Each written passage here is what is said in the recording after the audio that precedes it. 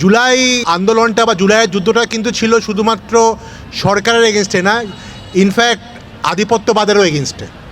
আমাদের নাম ধরে না বললেও আমার ধারণা আপনারা সবাই বুঝছেন যে গত 15 বছর যেই স্বৈরশাসক আমাদের উপরে বসেছিল, তো সে তো শুধুমাত্র নিজের যোগ্যতা বা নিজের শক্তিতে ছিল না, তার শক্তির উৎস আসলে অন্যখানে ছিল। তো এরকম একটা এরকম স্যাক্রিফাইস না হলে আসলে আমরা সেরকম একটা সুপার পাওয়ারের এগেনস্টে আসলে কখনো যুদ্ধ করতে পারতাম না। So that required lot of blood, lot of sweat, lot of sacrifice.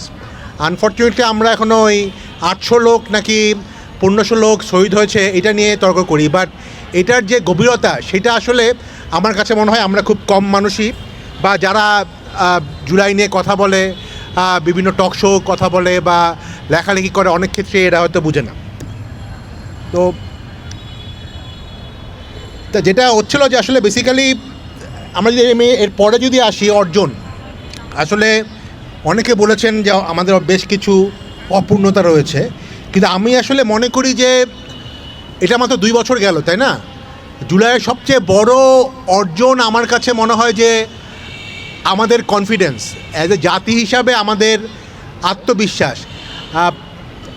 আমি যদি বলি, আমি 4-5 তারিখেও অগাস্টের 4-5 তারিখেও আমাকে কয়েকজন জিজ্ঞাসা করেছিল যে ভাই কী হবে।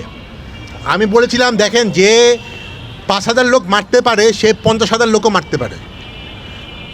আমি 5 তারিখ সকাল পর্যন্ত আসলে বিশ্বাস করতে পারিনি যে আসলে আমরা স্বাধীন হতে পারবো। তো জুলাই আসলে আমাদের দেখিয়েছে যে স্বাধীন হওয়া যায় এবং আমাদের নিজেদেরকে স্বাধীন করতে পারি। তো এই যে কনফিডেন্সটা কিন্তু একটা বিরাট ব্যাপার।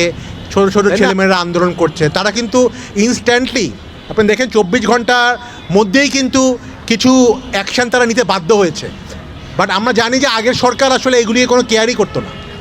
দ্যাট মিনস বোঝা যাচ্ছে কি যে এই যে জুলাইয়ের স্মৃতি, এটা কিন্তু আসলে জুলাইয়ের যে শক্তি, এটা কিন্তু at the back of the mind আমাদের সবার মাথাতেই আছে। এখন প্রবলেম হচ্ছে আমরা অনেক সময় আমাদের এই শক্তিটা বুঝি না। এটাই আমার আক্ষেপ। দেখেন, আমি একটা অর্গানাইজেশন রিপ্রেজেন্ট করছি, গণভোট বাস্তবায়ন নাগরিক ফোরাম। আমরা যখনই দেখলাম যে বর্তমান সরকার গণভোটের ব্যাপারে অনেক ধরনের ওটা করছে যে তারা তো গণভোটটা মানবে না, এবং আমার কাছে মনে হয় আসলে তারা গণভোট মানবে না। কিন্তু গণভোট এই সরকার না মানতে পারে, বাট আমি মোটামুটি কনফিডেন্স দ্যাট বাংলাদেশে এই গণভোটের যেই 4টা প্রশ্ন ছিল, এই 4টা কোনো না কোনো দিন বাংলাদেশে আসলে এটার বাস্তবায়ন হবেই। আজকে হোক, কালকে হোক, 2 বছর পরে হোক, 5 বছর পরে হোক বা 10 বছর পরে হোক, it has become a national aspiration. অনেক সময় ন্যাশনাল অ্যাসপিরেশনটাও মোর ইম্পর্টেন্ট। ন্যাশনাল অ্যাসপিরেশন কিন্তু অলরেডি ফর্ম হয়ে গেছে। আমরা সবাই 70% লোক গণভোট সংস্কারের ব্যাপারে আমাদের মতামত দিয়েছি, এবং আজকে আপনি যদি সার্ভে করেন দেখবেন হয়তো এই 70%টা আরও বেড়ে গেছে। অতএব আমাদের মধ্যে এই অ্যাসপিরেশনটা আছে। প্রশ্ন হচ্ছে আমাদের মধ্যে কি কনফিডেন্সটা আছে কি না, আত্মবিশ্বাসটা আছে কি না, যে আমরা যেভাবেই হোক টুডে অর টুমরো নাগরিকরা আন্দোলন করে আমরা এই গণভোটের এই দাবিগুলো আমরা আদায় করে নিব। তো সেটার জন্য দরকার আসলে আমাদের হতাশ না হওয়া, এবং রাজনৈতিক এবং আমরা যারা বিভিন্নভাবে সিভিল সোসাইটি থেকে কাজ করছি, এরা যদি কন্টিনিউয়াস মাঠে থাকি, কন্টিনিউয়াস এই নয়েজটা রেজ করি, সেটার কিন্তু একটা ইম্প্যাক্ট হবে। গত বছর যখন জুলাই ছিল এত প্রোগ্রাম কিন্তু হয়নি। হ্যাঁ, এবার কিন্তু অনেক প্রোগ্রাম হচ্ছে, অনেকে আপনারা কাজ করছেন, এটা একটা খুব আশাবাদী ব্যাপার। আগামী বছর, কারণ জুলাইকে আমরা ভুলে যাই নাই, জুলাইয়ের অ্যাসপিরেশন সংস্কারকেও আমরা মাথায় রেখেছি এবং এটাকে আরও পুশ করছি।